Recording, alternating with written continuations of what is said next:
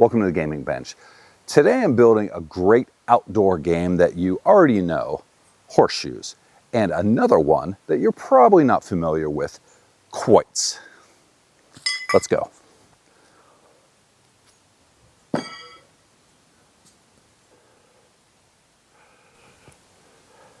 Ooh! This is a project I've been wanting to do for a very long time. My father was a big fan of horseshoes, and he was pretty good. And when he died, I inherited his horseshoes. These have been sitting unused in my garage for probably 20 years at this point. So finally, thanks to the relentless hunger of the YouTube algorithm, I'm motivated to get to this project. Horseshoes are an ancient game. They date back to at least the medieval period and probably earlier. But I'm also going to take this opportunity to build another game that's very similar to Horseshoes called Quoits. Quoits are played pretty much the same way, except you use these cast iron discs instead of the horseshoe-shaped pieces here. But they're basically the same game where you're throwing them at a peg in the ground and trying to get a ringer. So let's get to it. I have a couple challenges for this project, the biggest one of which is my backyard.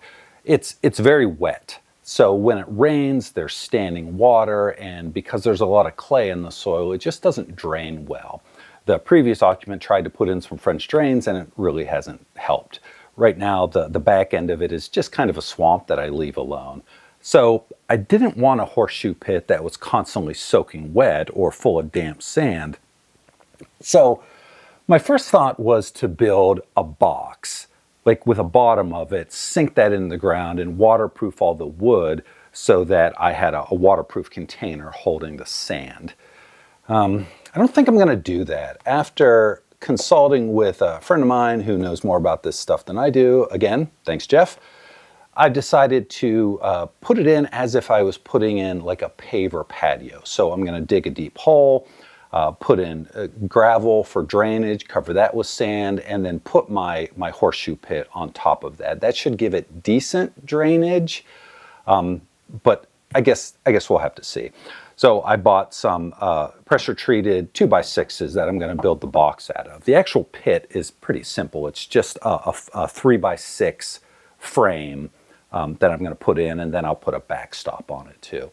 The other challenge is that as someone who used to have a sandbox in the backyard, I know that if you leave it uncovered, cats will come and poop in it, and I don't want that. So I'm also going to build some sort of lid or cover that goes over top of it. And because I'm going to cover it and the horseshoe stake sticks out 15 inches from the ground, I got to figure out how to make that cover work. At first I thought I would just put a hole in it and then put it over the stake, but that seems dumb.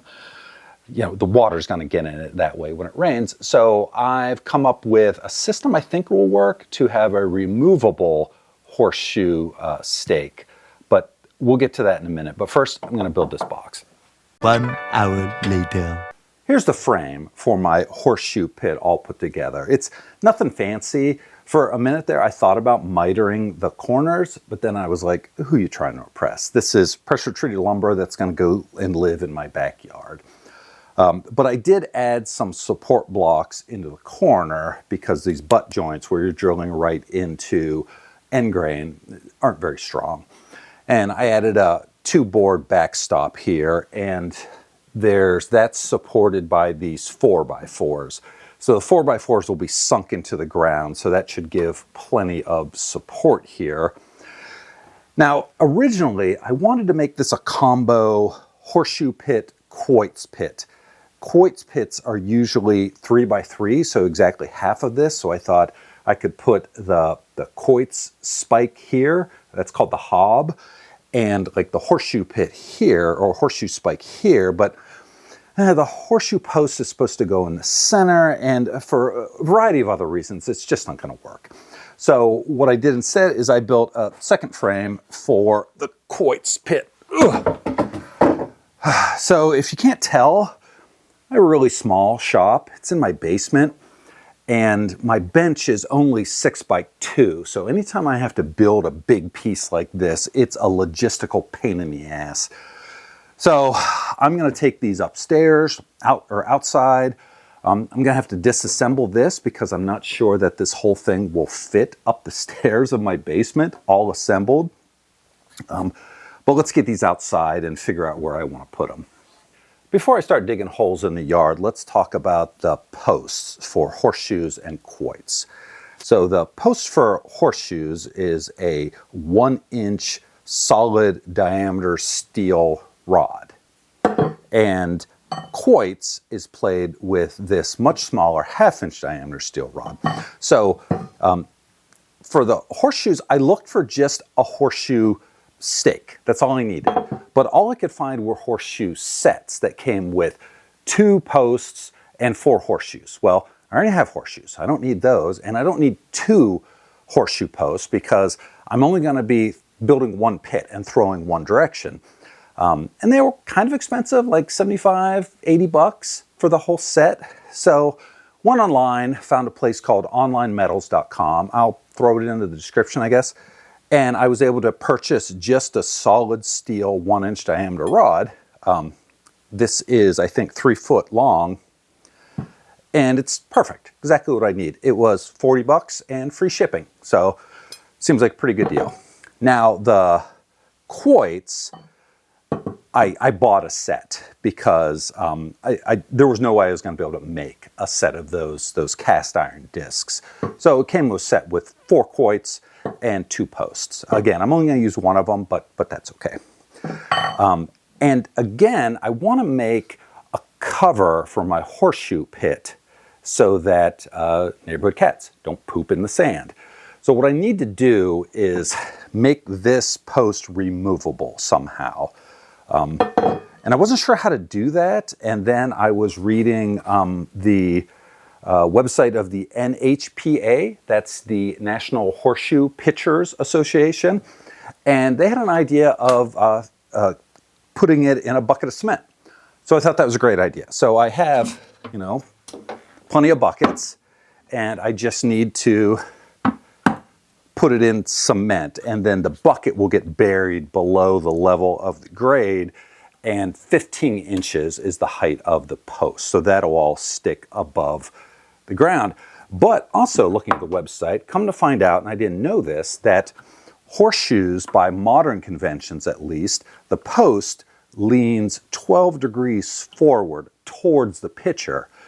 So then I had to think of a way to do that. And that's another reason that it wouldn't work with the quoits hob, because the quoits hob only sticks out 3 inches above the ground and it's vertical. So what I'm going to do is, got a piece of PVC pipe, and I'm going to, I cut a block of wood at a 12-degree angle. I'm going to attach this, and then I'm going to sink the whole thing into the cement. I'll shoot a screw up through the bottom too, so it doesn't float or shift or do anything weird. This rod fits perfectly in the PVC pipe, so that'll allow me to put it in there and then take it out, lay it down, put a lid on it.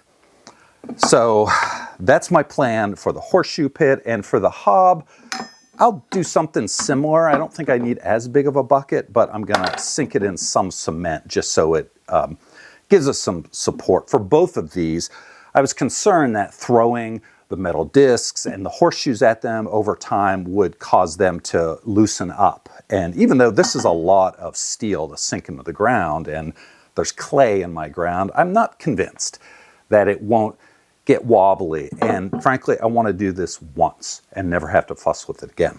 So I'm going to put this together and then mix up some cement.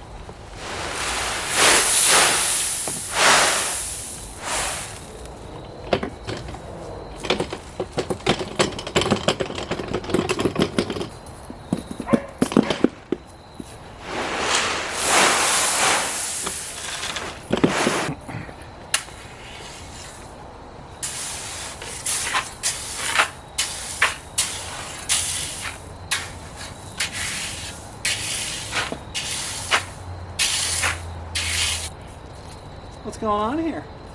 Cleo, what's going on? Whoa!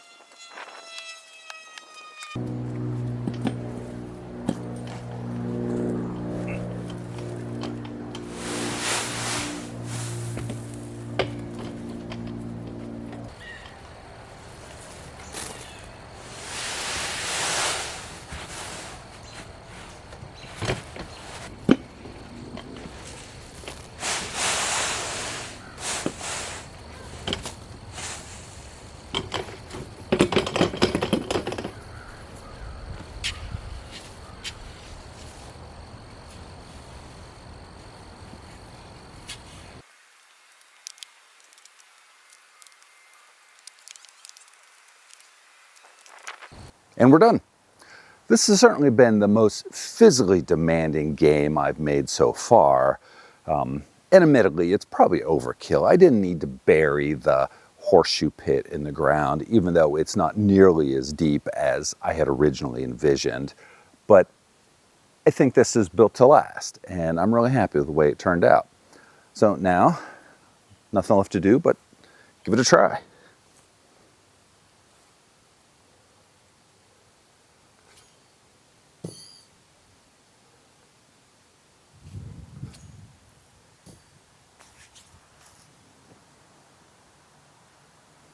Could be worse.